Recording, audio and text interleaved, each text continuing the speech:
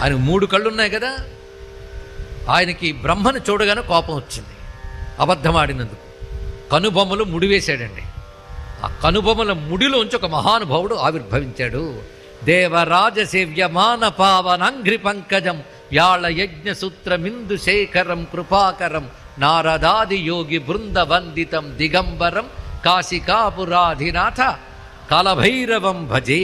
మొదట ఆవిర్భవించిన ఆయన కనుబొమ్మల ముడిలోంచి వచ్చాడు ఆయన పేరేమిటి? కాలభైరవ స్వామి.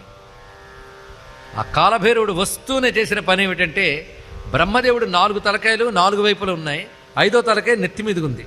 మన కళ్ళు నెత్తికెక్కేయా అనేవారు, దీనికి నెత్తి మీదకెక్కింది. ఇక్కడ ఆ కాలభైరవుడు వచ్చి ఆ వేరి గోళ్లతో అబద్ధమాడిన తల గిల్లి పారేశాడండి. ఇక్కడ దానితో అహంకారం పోయింది బ్రహ్మదేవుడికి.